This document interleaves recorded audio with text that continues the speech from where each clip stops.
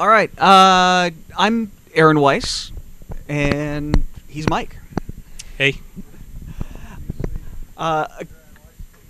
Yeah. Quick little background. I'm the producer of Live at 7 at KGW, and Mike produces a web show / podcast. I don't know what / live stream. Anywhere but on KGW. Whatever you want to call it, Yeah. called Strange Love Live. So Yeah. we're coming at this video from two different perspectives and kind of here to show you a whole bunch of tips, tricks, and ways to get started without dropping a boatload of cash. What I think we want to do is kind of run over some of the things we have to talk about and take some feedback on what interests you guys the most so that we don't waste all our time on something that's really boring for everyone.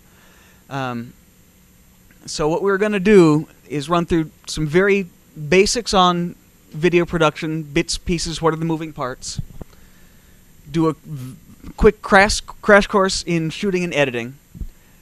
If you've never picked up a camera before, or if you have picked up a camera before, what do you need to know to make a good, interesting, professional-looking piece of video? Mike was going to go over a whole bunch of really great information on how do you actually get this stuff online in a useful format that looks good and doesn't choke up your whole internet connection at home. And then do some demos of some of these cool tools that we're using to run this thing online. So, any quick feedback? What do you guys want to get out of all this? What's up there? All of it. Yeah, this is a journalism camp, so I did want to include, the what do you want to get out of the session, and we can modify, focus on different areas accordingly. Just for me, I want to get out more content stuff than technique stuff, like advice on what the content of the video should be and what works best and what formats fit. Okay. Yeah, I'm like the last bit of publishing to the cat like compression rates and Okay. stuff like that. What's most effective for family? Okay. I'm interested in shooting to edit. What do you? Okay, great. I think we've got all that. I in think here. we've got that covered at 1:30 at night. Yeah. Great. Well, let's go ahead and fire them on up. Oh, thank you. For as much as Mike comes at this from the purely internet perspective, and I'm coming at it from mostly the broadcast side, the techniques and the equipment are very, very similar. There's not a whole lot of difference these days between the high-end, really expensive stuff you see on network TV shows and the stuff you buy at Best Buy. Right. Yeah. Just kind of the idea here is that, when Aaron's in his $1 million studio switching his cameras and using his Grass Valley equipment and stuff, we're over here using the TriCaster equipment, switching our cameras. It's generally the same techniques and same good video techniques that you use in broadcast you want to use on the internet It as well. applies on both sides. I Yeah. should point out that, oh no, he's not here anymore. Paul Kenny, who actually directs Live at 7, is the one who pushes the actual buttons, is sneaking around camp here. He must have thought the other session was more interesting than this. Can you use what you already have at home? And the answer is definitely. You can spend a boatload of money. You can spend a little bit of money. You can buy a $30 webcam and a cheap $5 microphone and be up broadcasting. That retails, I think, for about $80. I found it on clearance for $30 at an Office Depot. Is it a Logitech? It's a Logitech What is it? webcam. It has servos inside, so it'll even do face tracking and follow you as you move around a Ooh, room. Fancy Tricks. We've been using this last week to broadcast the booth during Live at 7, and it's got a little mic built into the base, and it does a perfectly fine job for a $30 camera. And all the streaming services that you would use would support a USB camera. Yep. I mean, that's the lowest common denominator, the easiest thing. You're using the new TwitCam from right Livestream, now. yeah. Livestream, Ustream, Stickcam, Justin TV, all of these will recognize your USB device and a relatively new USB device. If you've got like a webcam from 1995, you might not have the right drivers. Anything from the last 5 years, Yeah. it's all universal now. Correct. Should we talk about headset as well? Headsets and... Yeah. you- I mean, most people, and we're going to have an audio section after this, and we'll drill down a little bit more into doing audio podcasting. But many people have a headset. How many people here use Skype or have used Skype? Okay, you all have the ability to podcast. So, in other words, the headset, the equipment that you're using for Skype, and if you have a webcam and you do video chat, you can get up and do a webcast today. So, and you've got laptops and computers, so you have the equipment to get up on a service to record video and audio. 10 years ago, cheap microphones sounded very cheap. And somewhere in the last 3-4 years, the quality you end up getting out of a $20, $30 Plantronics gaming headset gets you 90% of the way to sounding like a radio station, particularly if you do some tricks you'll get to in the yeah, audio. they're very good now. For compression and things like that. We'll let the audio podcasting session focus on some of those as far as compression techniques. But don't worry too much about spending gobs of money to get started. And then once you get going, you'll discover, hey, I like this to be a little better. And the gains you get going from $30 to $100 are significant. The gains you get going from $100 to $500 are much, much smaller. Mm-hmm. And that's true on, I think, both the video and the audio side. On the video side, we've got some price lists we can go over at the end for stuff that I recommend if you're getting started. I think the important point here is just getting started, getting in and doing it, especially if you're not sure and you want to experiment. Use your webcam, use your headset. When we did our talk show, Strange Love Live, which is a tech show, by the way, nothing else. We're working on our branding now. We didn't start with all this. We started with a webcam like you have in the booth now. We were doing an audio cast and recording it and posting it to iTunes. And then I thought, well, why don't I just use my webcam that's in my laptop and just stream it? And it got very popular. And as things went along, we moved along with adding video cameras. And next thing you know, you've got a TriCaster. And next thing you know, you got a TriCaster. Pretty soon we'll be moving into the Live at 7 studios. And, Yeah, Live at 6:30. Yeah, there you go. The show before the show.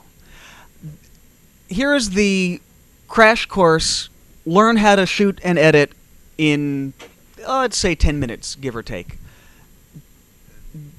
Number one, whenever you're going to shoot somewhere, don't just walk in, cameras rolling, and start shooting, because you'll miss what's going on.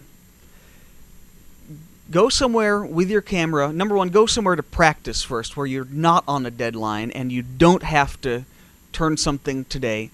Go somewhere to shoot and practice. Go to the dog park, go to your barber shop, go to the donut shop, talk to them, explain that you'd like to practice your video skills with them. Most people will probably let you do that. So go out there and get some practice. When you get to wherever you're shooting, just watch. Spend 5, 10, 15 minutes just watching what's going on. You'll have so much a better time shooting having done that 5-10 minutes of preparation than if you just start scrambling around looking for things to shoot. Just in your brain, you will have that sense of what there is to see, and the longer you do it, the more intuitive it becomes, and so that when you're in that situation where you walk up and you have to start shooting right now, you will intuitively know what there is to see and shoot. So observe first, shoot next. When you're shooting them, assuming you're looking for something that makes for good, compelling video here, don't talk to them. Don't let them talk to you. Don't let them talk to the camera. Just shoot them doing whatever it is they're doing. Great TV isn't people talking at you, isn't talking heads. Great video is people doing things. And you have to remember, when you're shooting, above all else, capture people doing things. After you've done that, after you're confident you've got all of the shots of people doing things that are going to make for a compelling piece of video, then go ahead and sit down and talk with them if you need. Doesn't have to be a long talk. Can be 2 minutes, 5 minutes. Any more than that, you're asking for trouble in editing. You having shot what you know is going to be the best video of the piece, you will know then what the questions are that you need to ask. Because you know what your compelling pictures are already, rather than having wasted time talking to someone ahead of time. You've got your video, you know what you're going to ask them about, and all you need from them is whatever explanations they need to explain why and what it is they're doing. If you do all of those things, you're going to have a great piece of video that hasn't wasted 2 hours of tape that you'll never use. So, 4 rules when you're actually in there shooting. Number 1, get close. You cannot shoot a good piece of compelling video from across the room. The web stream is kind of interesting to the folks who are listening right now. It's not great compelling video. It's me standing up here. If you want to take what we're doing here and turn it into a compelling piece of video, you want to be up in my face. You want to be up in the faces of the people who are watching. You want to be seeing what people are typing. The only way to do that is to get sometimes uncomfortably close. And we tend to have, as people, very, our personal space. We don't like people getting too close. We don't like getting too close to people. Get over it, is what it comes down to. You have to be willing to get up close to people and get that good, compelling close-up shot. So a lot of the same rules that apply to good still photography apply to great video. Close-up shots of people doing things are compelling. Number 2, don't move. And that doesn't mean, like, don't move around the room, because obviously you have to do that to get close. But once you have your shot, hold it steady. Don't ever, ever, ever touch the zoom button on your camera while it's rolling. Just never. Pretend it doesn't exist. It's the number 1 thing you can do that will make your video look like home video at Disney World, is if you're zooming in and out, no. Hit the pause button. If you need to zoom, which I'd rather you just get up close and get your shot that way. If you absolutely have to zoom, go ahead, zoom, stabilize your shot, get your shot, and then start recording. If you have no zooms in your piece ever, you will never be tempted to use them in your final edit. You'll be much happier at the end of the day. Don't shoot inanimate objects. Things are boring. Things that don't move are really, really boring. Unless you're doing a story on architecture, anything that doesn't move doesn't really have a place in good video. It's true on TV, it's true in the movies. In TV shows, what do you see? You see an establishing shot for maybe 2 seconds to establish that we're in Boston and not Portland, where we actually shot this episode of Leverage. Other than that, you will never see in a TV show just a shot of nothing happening. And our eyes are trained to watch the stuff that's moving. So if you're tempted to get that establishing shot of those cables in the mess because it's kind of cool, don't do it. Unless someone's doing something with the cables, don't shoot it. Eventually you will get a shot of someone plugging a cable in. That's a good shot. Yeah. What about if you use some, what the Ken Burns effect is? How I use this still? Does that? If you are stuck with still photographs, and there will be times you are, yes, then certainly the movement on the still photographs is useful. And there are times when you're going to be stuck that way. There are going to be times when you're going to have to build an infographic, and that kind of is above and beyond the purview of this session and how good are your After Effects and Photoshop skills. But yeah, in general, movement is a good thing, and if you're using still photos, go ahead and give it a little bit of that push. But better yet, if you can shoot someone moving instead of using the still photo, always, always do that. And finally, rule number 4, shut up. Don't talk. If you're talking, you're not listening, you're not paying attention. And if you're talking during an interview and having a conversation, you will find it impossible to edit that down into a good piece later because your voice is always on that tape. So it's very hard the first couple times you do it because you want to have the conversation with someone. You want to get them to elaborate. If you have that moment, just stop and tuck that thought away. Let them finish their thought. Have a pause on the tape, and then ask your next question. Because if what you end up with is a constant conversation of overlap, you will never be able to edit it down to something that's of a short enough time that people want to watch, and you will be much happier at the end of the day if you've done all of these things. Now, that said, there are 4 rules. Rules are made to be broken. You will eventually find yourself breaking all of these. Try as hard as you can, especially when you first start shooting video. Don't break any of these rules unless you have a very, very good reason to. Obviously, if you're chasing Neil Goldschmidt down the hall, you're going to have a moving shot. You might not be getting close, and please don't shut up. But in general, if you do all of these things, you will have a much, much smoother, happier edit at the end of the day. Editing 101, and I'm not going to get too much into editing techniques because A, it depends on the package you're using, and B, there's more than we can really teach in 10 minutes. No effects, no dissolves, no wipes. Your editing software comes with all of these cool starbursts and wipes and fancy 5-second dissolves. Put that shit away. Just don't do it. And if you pretend that the effects segment of your Photoshop, of your After Effects, of your Final Cut Pro, of your Windows Movie Maker, of your iTunes, it's broken. It didn't work today. Just ignore it. Just don't use it, period. You're already 95% ahead of anyone else shooting home video. Along those lines, what's your opinion about people who like to underlay a lot of their pieces with free music, royalty-free music? I'm generally not a fan of it because if I want to listen to music, I'll listen to music on iTunes. Whatever the story you're telling, if you're shooting a story with video, it's because it's compelling video. Let the video speak for itself. So, and lots of we'll talk about the low-end editing software. It comes with lots of great music tools for your home video. It's a great crutch because most of the audio you end up with on your home video is crap. And so it's the music underlay is a nice crutch to put under your kids bouncing on the trampoline. At the end of the day, it's not great video. Yeah, I think it's safe to say that the focus of this talk today is digital video journalism.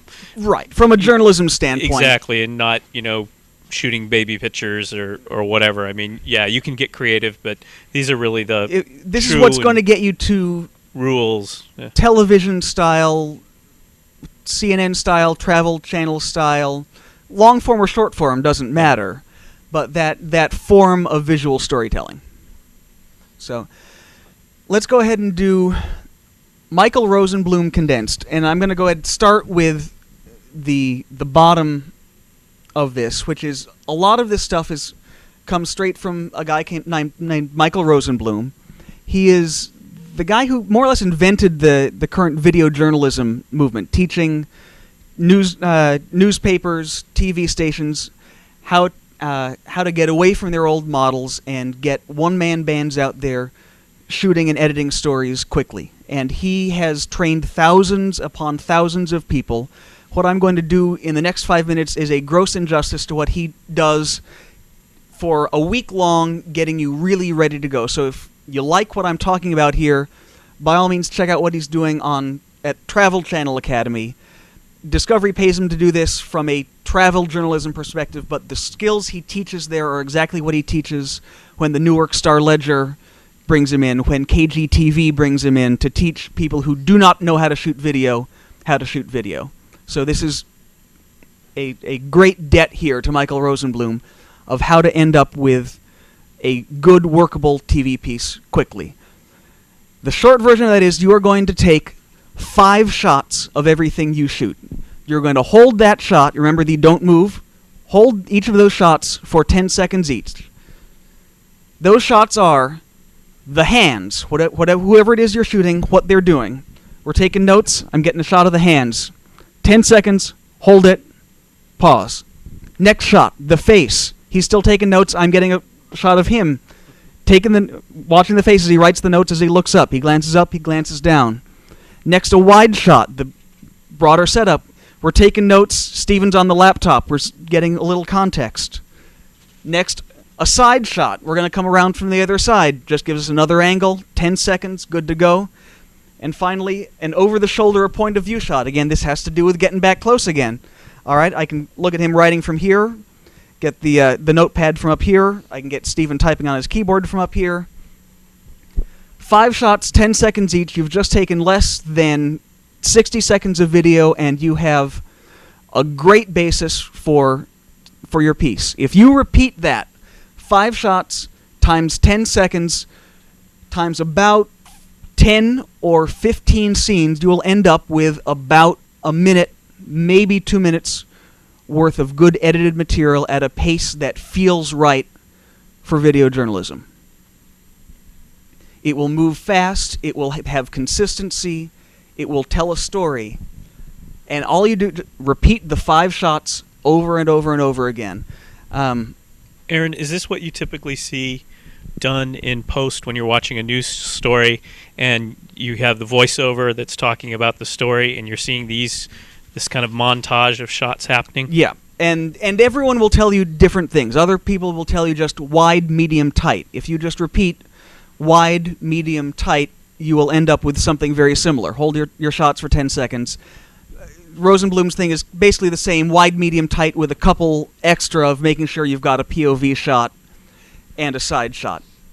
Any number of people will tell you different theories. This is the best and the simplest I've seen for getting started and just hitting the ground running. As you go, you will discover other shots that work better. You'll discover, obviously, depending on the story, that feet shots are more appropriate than hand shots. If you're covering a soccer match, the hands aren't interesting. But the feet are. So adapt it appropriately for the story that you're telling. But as long as you keep that 5 shots of everything you're doing, you will have enough material, but not too much material, that you're totally overwhelmed when it's time to edit. And once again, did I mention, no effects, no dissolves, no wipes when you're editing. Yeah, we wanted to re-emphasize that, actually. He put that on the slides, and I'm like, oh, yes, thank you. Don't do it. Yeah.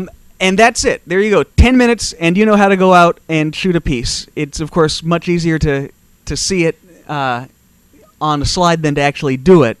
But if you keep those things in mind as you go out, that you will find it much easier than if you just walk into a room with a rolling camera and start panning around and shooting stuff. All right. Editing software. You've shot your material. You've got it all in your camera. What do you do with it? You're going to have to buy something, probably. There are free options. iMovie on the Mac, Windows Movie Maker. There's a free Pinnacle product. There's an open source product called Virtual Dub that, if you're a glutton for punishment, is kind of fun to try to figure out sometime. But if you do figure it out, it can be very, very very powerful, fast and productive for doing very precise cutting, yeah. like if you're just doing cut shots. Yeah. Yeah. It's a steep learning curve. Yeah, it's not pretty. Those free options are good for piecing together home videos, vacation videos. They aren't quite up to speed for piecing together something of this type for journalism purposes, where you have a lot of edits interspersed with sound, interspersed with some narration. Because the one thing that they're missing are multiple video tracks, for what we call B-roll. I'm trying not to do too many technical terms here, but A-roll is the primary sound of people talking, what you're looking at. B-roll is the additional pictures that go on top of that. Once you end up in this low to mid-range, all of these products support multiple video tracks which let you do B-roll, and that lets you basically unsync or layer your video and your audio. These are not expensive products. Pinnacle Studio, I think, starts at about $50. Premiere Express is $80 or $90. Final Cut Express, because it's an Apple product, is $200. And it's not to say it's not a ripoff at $200. It's an amazing piece of software for $200. It is what it is. my recommendation, if you're on a Mac, buy Final Cut Express, because Final Cut is the universal editor, and what you learn on Final Cut Express, should you ever find yourself in front of a Final Cut Pro station, you will be ready to go. Same with on Windows, either go with Premiere or Vegas. Yeah, I just picked up a Vegas bundle recently because I had some video that I couldn't read, and it was like $100 for the bundle. Oh yeah, and it was very reasonable. They're very reasonable, and they're very powerful, very deep, very powerful. So, and for the kind of stuff we're talking about here, you do not need the high-end editing software for any of that. For your basic cutting pieces together, importing video, exporting it as a useful file online, all of these products will do you just fine.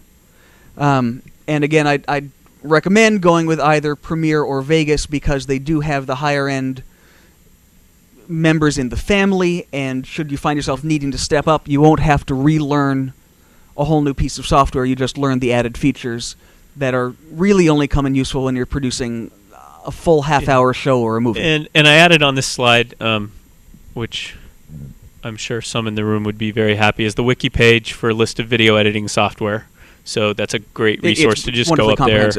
And I also added these guys, Video Guys. When I started doing digital nonlinear video back in the mid-90s, so I've been at it for a long time, these guys were like one of the premier resources on the web early on. I think their webpage still looks like it too. It does. But they're very good, and they've got a lot of good info there, and you can contact them and ask them questions. So I just threw that up there. And there are, of course, lots of great free tutorials out there, especially for Final Cut and Premiere, to get you started. Google any of those, and you can learn the basics of importing, editing, trimming clips. It's not rocket science. They're all relatively similar. So just go out there, pull up any of the tutorials on the web, and start cutting. All right, Mike's turn. Aha. Can you just stay there? I've been kind of enjoying this presentation. All right. This is the dark magic of publishing video on the web. And I'll tell you right now, it's not easy. I mean, it's as easy as we can make it, but there's still a lot of things that are kind of complicated and can go wrong. I was having an earlier conversation at lunch about HTML5. We're not talking about that today, but there is some hope that maybe down the road there's some new formats for video enclosures in browsers, and potentially that will make maybe some of these things a little simpler. Probably 3-4 years down the road before that's widespread. Yes, yeah. So we're talking about here and now and what you'll be dealing with for the next probably couple of years. Unlike audio, if you find in the next session, in audio, pretty much the standard format for audio on the web is MP3s. We all know MP3s, popularized by Apple and iTunes. In video, it's safe to say there are many video formats, but the web has really kind of gravitated around two formats, and that is Adobe's Flash Media, FLV files, and of course Apple QuickTime, your iTunes, iPod folks. And if you have an iPhone like I do, they don't play nice together. You can't watch Flash on the iPhone, which is one of the reasons I sometimes want to throw my iPhone in the garbage. Why can't I support every format? So you need to be aware of what your target format is for your audience. So what is the viewer experience and what's the delivery model? Are you publishing for people to watch video on their iPods, or are you publishing for people to go up to your website and watch video on the web? A lot of people go up in their browsers and watch video on the web. Or if you're like me, I want to do it all. I want to provide the video in every format possible. You can watch it on your Apple TV, on your iPod, or directly on the web through your browser. if you're publishing strictly to the web, you're going to be publishing Adobe Flash Media, FLV files. Flash Media streams really well over the web, and it's, you know it well because I think YouTube was probably responsible for making it the most popular format. And we know how popular YouTube is, how many millions of videos are watched on YouTube. They're all done in Flash. When you upload your cell phone video to YouTube, the very first YouTube video I ever uploaded was at the Oregon Zoo with a polar bear taking a piece of ice and throwing it at the window.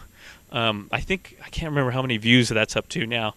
On my cell phone, uploaded it to YouTube. YouTube converted it into an FLV file. And then again, for iTunes, for your iPods, you're going to do Apple QuickTime, probably in an MP4 or an M4V format. My files, I put in MP4. They are, we'll talk a little bit more about this, but they're done in H.264 compression. Now, both Flash Media and QuickTime can do H.264. H.264, I'm not going to get too much into the details. You can look it up on the web. Was a standard for, I think it came out of the video conferencing technologies, and it essentially was a standard for better streaming on the web. H.264 is very compact, so you're looking for what's the highest quality at the smallest file size. The problem with H.264 is the processing at the player end that has to decode the file, and also the processing at the front end when you encode the file. So if you have a very weak processor, H.264 doesn't really work very well. H.264 drove the market for higher-end processors and faster processors.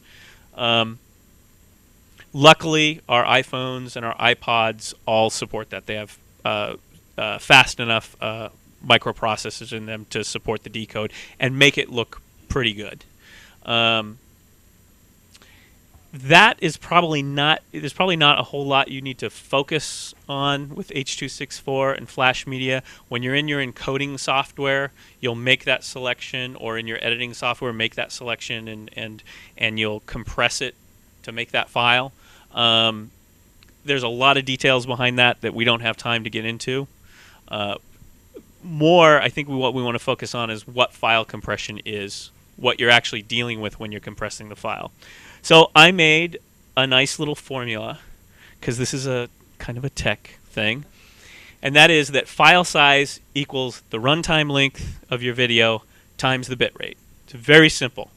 As an example, you all probably have, or in the past have had, digital videotape video cameras now that replace the analog videotape. These little tiny DV tapes that they're digital. Some of you may hook up your FireWire to your Mac and bring them into iMovie. As an example, that is a pretty high bitrate video for that quality. It runs at 36 megabits per second. Why do we care? Well, the reason you can't take that digital video that you shot on that tape and post it to the web is because, say I want to put my hour program out on the web, I'm going to be posting 16 gigabytes of video, a 16 gigabyte file. Now, this is fine if I'm editing a show, a high-end master, but there's no way that I can upload that. And there's no way anyone's gonna download it, even with FiOS. And that's before you've started shooting HD. Yeah, exactly.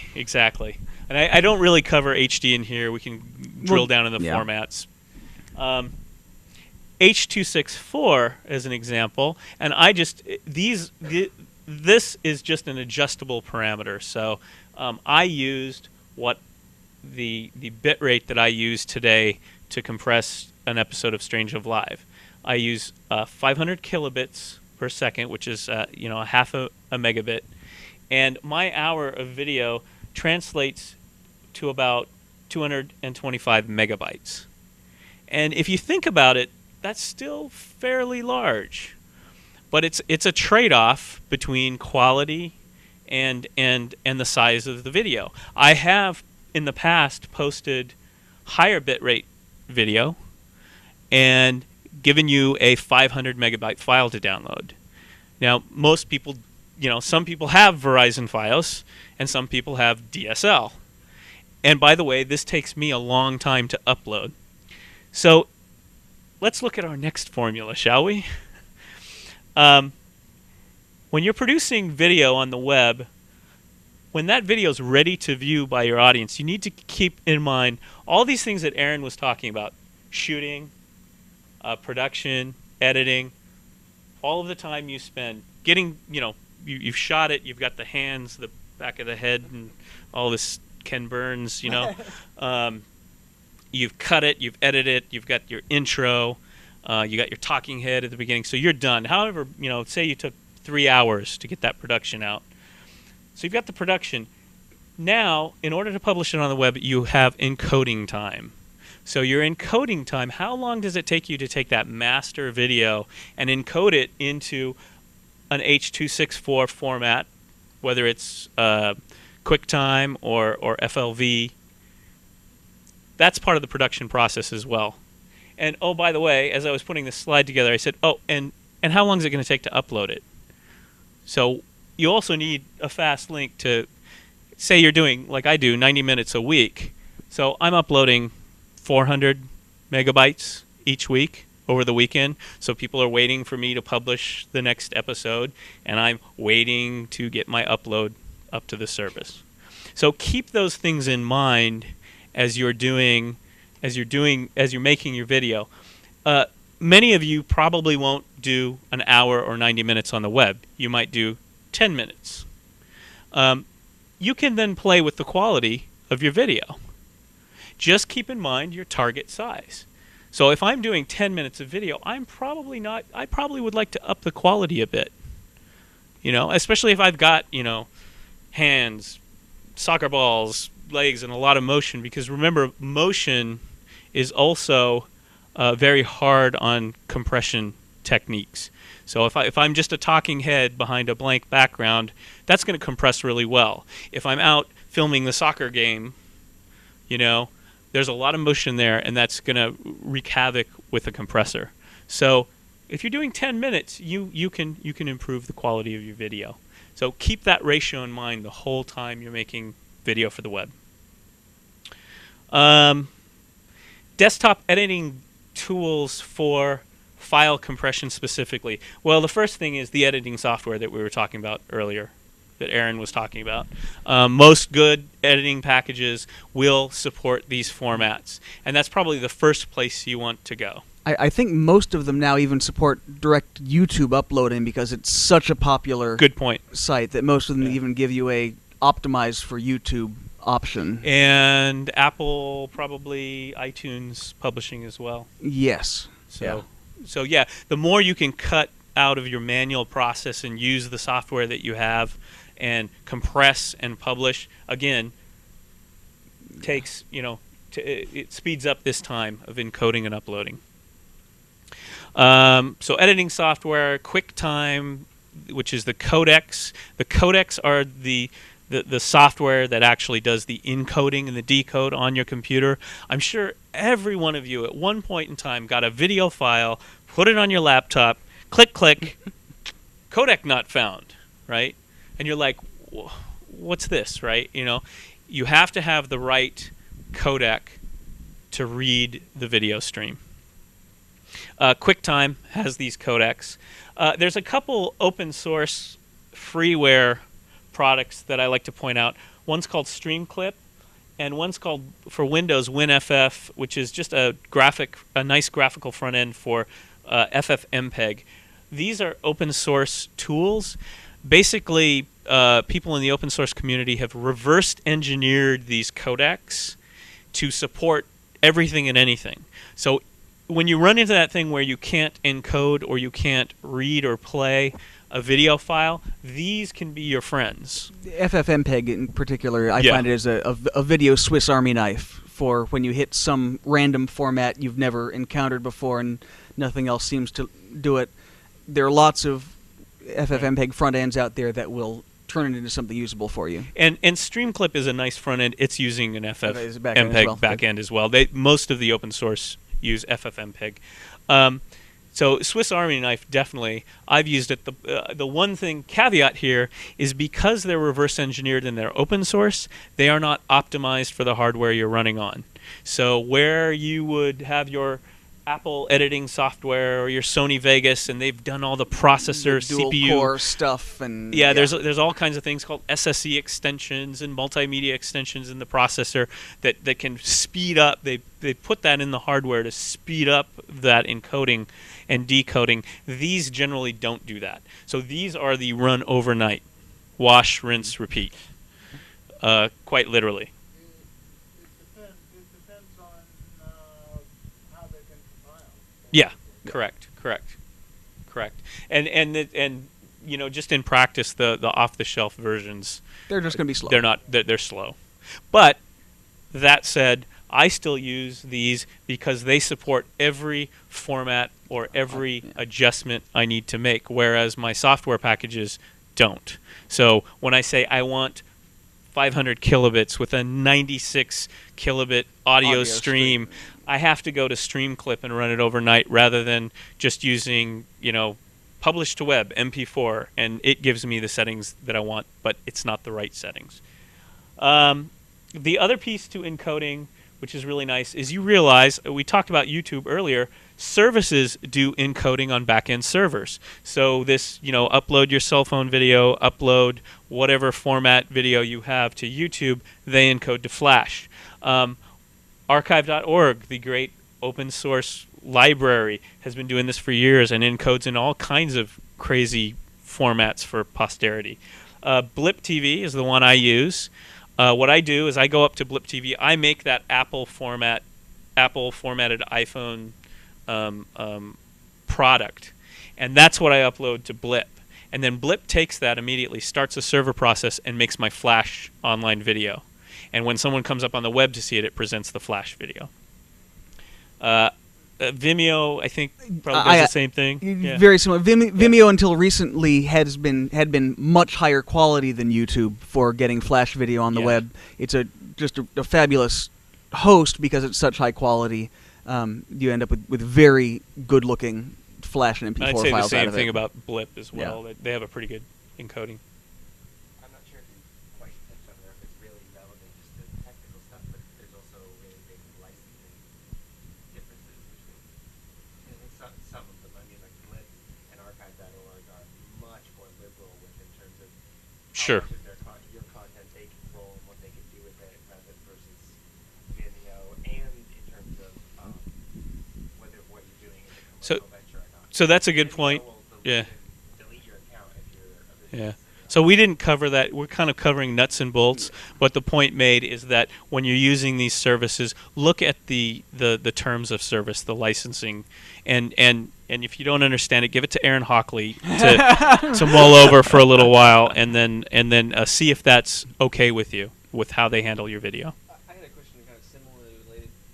In terms of hosting, KGW, do you guys host it yourself and stream it from KGW, or do you guys put it on Blip, or do you guys use, what are the pros and cons of third party on YouTube versus hosting it yourself? How do you do each one? So from the KGW perspective, right now we do host all of our own video. We finally, in the last 2 years, started streaming Flash instead of all Windows media, which was, you know, kind of joining the 21st And that's century kind of why Windows Media isn't up here. It used to be a very popular format. There are all sorts of downsides to it and why you don't see it. And you still see it in corporate turnkey solutions like Bellow, KGW, Right. and other internal where corporations. it was stuck there for aging reasons. Yeah. We now host all of our own Flash. The advantage there is our parent company, Below, inserts pre-roll ads. And we maintain end-to-end control, and we get that revenue from those pre-roll ads that get sold. The downside of it is that you are then responsible for the end-user experience, and Vimeo has a whole lot more programmers working on making their product really great than we do, where we kind of buy an off-the-shelf Flash player and stick some video up on there. So it's A, expense, and B, control. In the case of Bilo opted for control. If you're starting out, obviously, and you don't have the hosting capabilities, it's a lot. Streaming a lot of video is very bandwidth intensive, can get very expensive quick. If you're not making money off the video directly, selling pre-roll ads, well, let Google pay for that bandwidth. And there's, I know Blip. I don't know if the others have some marketing and revenue sharing things that you can. I haven't tried. They all do. YouTube does now, and if you're a big so. producer, YouTube will share share revenue with you. I've heard of folks making like serious thousands of dollars a month with the YouTube revenue sharing now. If you start making something that is that popular, there are folks who are now making a living off YouTube, which is funny because YouTube isn't making a living off YouTube. Yeah, I'm glad you brought that up because I think it's safe to say, as far as people getting into digital journalism and doing their own reporting and small shops, I would think that you would probably be using one of these popular services. The other thing is the advantage to the syndication and the search and the visibility. Visibility. So if you're on YouTube, the SEO optimizations and things, if you've got something that's popular, it's easily searchable. You get really big. You can figure out if you want to put in your own IT. No video from KGW.com is ever going to hit 12 million web streams in a week, like the stupid wedding dance video. Kelly? The thing I wanted to point out on the previous slide was Guard 101, is that when you're doing the encoding and the uploading, that's not necessarily additional work that you are having to do. Like, you are hands-on, get the edits right, and tighten up, what shot you want where, and what order all of those things are going to happen in, and getting the narration for everything properly. But the encoding is basically, once you've got that finished file that you polished up that looks really sharp, hopefully, now that you've taken a class, you take that blob of video, now that you've got it how you want it, and then you feed that into what's going to do the encoding for you, and then your computer's doing the work. You go get coffee or a sandwich or a cocktail, whatever. Or an 8-hour nap. You're kind of babysitting the process, but there's not a lot more hands-on. No, at that point, yeah. The encoding is just sitting back and watching a very long progress bar. Right. That's what I do overnight. Yeah. That's my end of my post process, is hit the encoders, go to bed. And You're not done working when you're done editing the file, but the bulk of what you need to do as far as being a person watching and sort of getting feedback on what makes that look good and how to tighten that up so it's sharp, that stuff is the stuff that you've already done before you get to the encoding and uploading. So it's one of those 80% of your work is 30% of the steps. 10 minutes. Do we want to do questions, or do we want to run through this real quick? Yeah. So we can talk a little bit about RSS and some live streaming. Or are there any other questions? I think this is the last slide. This is the last slide. Yeah. Move on. Okay. So we've produced the video, we've encoded the video, we've uploaded it. So we have to store it somewhere. We found one of these services: YouTube, Blip, Vimeo, hosts of others. Maybe your own web hosting for your Flash. So that's where your video is hosted. That's where your clients, your viewers will be getting the video served off of that hard drive out in the cloud somewhere. How do they know where to get your video? iTunes, I included the Wikipedia definition of RSS enclosures. So RSS was invented, real simple syndication for blogs. I think most people understand RSS for their blogs. You post a blog, your RSS feed gets updated. People know, and their readers get notified that there's a new blog post. Enclosures was added in the early, I think it was like 2002, 2003. I don't know. Check that patent that those guys just patented podcasting with, and maybe you can find out. Which is quite simply a file pointer. So in that RSS feed, where you have all this XML data and gives you all the information, there's actually just a pointer to the file that's out there on the server and telling you that there's a multimedia file out there. What kind of file is it? It's an audio file, an MP3, or an enclosure of one of these video files. Now, it's up to your client to decode that file and have the right codec, but it's just saying, hey, here's a post, here's the location of the file, go get it. this is basically the back end of how iTunes works and iTunes podcasting works. Anyone can use iTunes as a podcast aggregator, and essentially when a post goes up on iTunes, it updates RSS, it points to the enclosure. iTunes, one misconception, iTunes doesn't store anything, at least in the podcast realm. It's just the directory, and it's one of the biggest directories. People go up to iTunes. All of NPR's podcasts are up there, and NBC, and you name it, and podcasters. They're all up on iTunes. So what you need to do is to be able to create an iTunes account and publish your podcast there.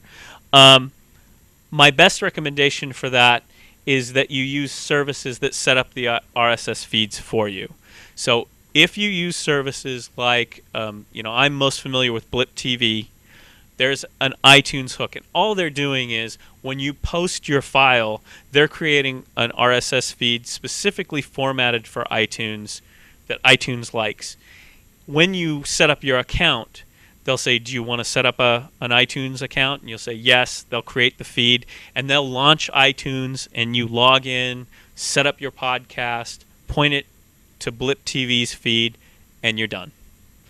The upside of that is you're now, once they approve you, you're now on iTunes. You're in one of the biggest directories for podcasts and for music. The downside is you may, depending on what service you're using, you may not have very good analytics. In my opinion, right now, there aren't very good analytics for multimedia. So we're struggling through some of that right now ourselves. So that's one avenue for syndicating your podcast. The other avenue is some people just simply post their FLV to blogs. So they embed their Flash media into their blog, and you go up and watch it on their blog. That's pretty easy to do. You can find a lot of good Flash player embed codes. You use them for MP3s and for music, and you can use them for video. And then your RSS feed on your blog would point to the fact that you posted a video. And then, I have to mention, use Twitter. Some services can auto-tweet when you have a post. You can set it up, and you give them your account credentials, and it goes out and says, "Hey, I'm live streaming," or "I've just posted a video." But Twitter in some ways is taking, I wouldn't say taking the place, but augmenting what we're doing with RSS as a notification system.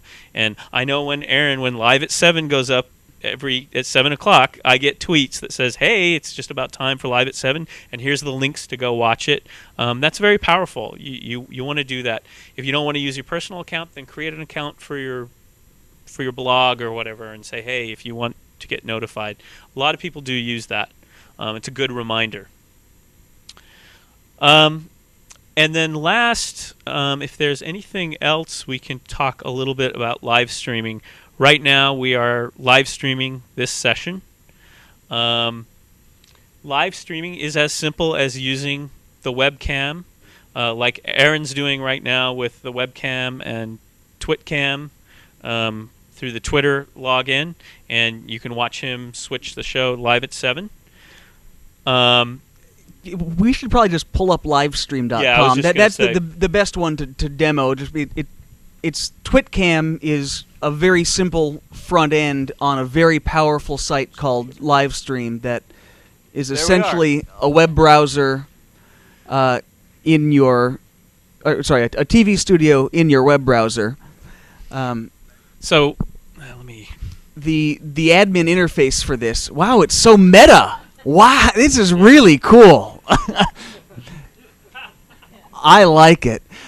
There is a whole front end for this that basically gives you multiple cameras controlled by you or other people around the country with video clips that you've set up, with lower third name supers that you set up, and you can turn all of that on and off from your web browser.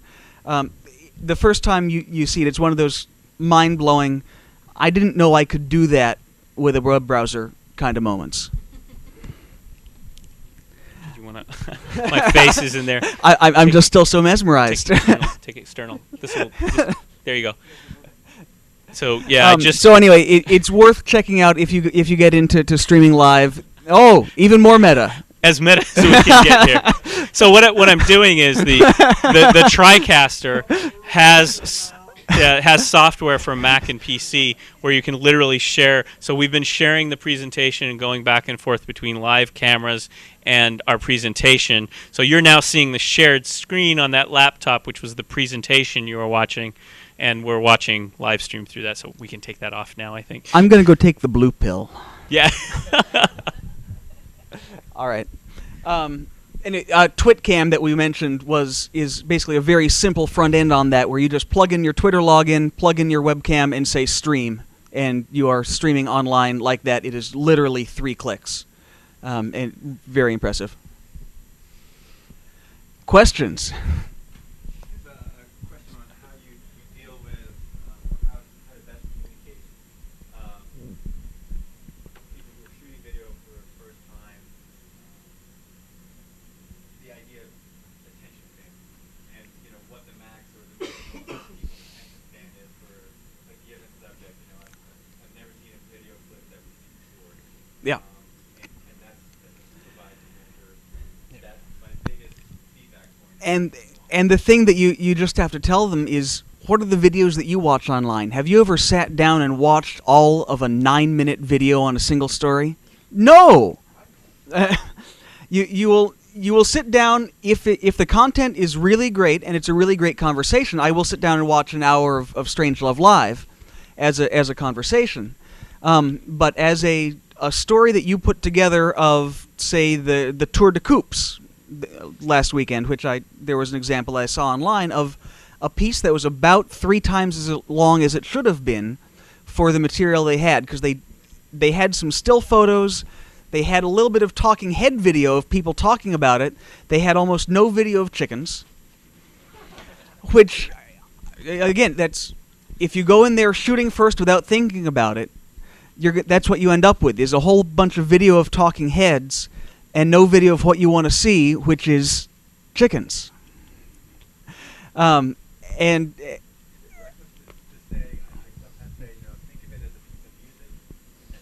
oh no! One of the things that, it's definitely a piece of music. It's one of those things that director Paul and I talk about all the time, because we are both musicians on the side. Is that a good piece of TV, live or taped, has a rhythm and a flow to it, and the more you do it, the more you just feel it as you're cutting it and as you see it.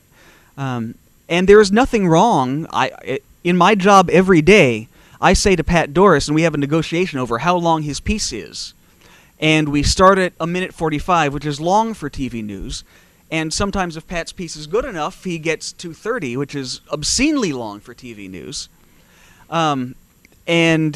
But Pat knows that he has to come to me and say, hey, I've got a lot of really great material today.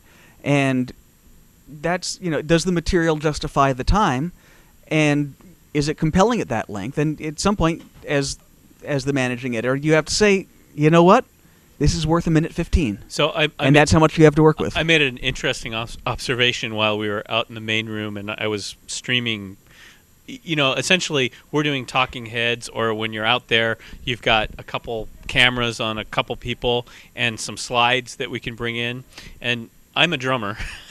So there is definitely a rhythm to that. Yeah. There's definitely, like when we're sitting down and doing our talking, there's the host, and you're kind of going back and forth. One thing I was doing out there that we do sometimes now, and we're getting more of this, is because we can share the laptop screen and we're having these tech, like someone out there in the SEO section was mentioned some Google Analytics and certain search. Bam, here, rather than watching them talk about it, all of a sudden I've got the screen up with that live shot of Google or their blog, Neighborhood Notes, or whatever that is. So it's all just kind of that rhythm to keep the interest in what, essentially is no commentary on the content, but listening to someone talk for an hour can be very, very boring.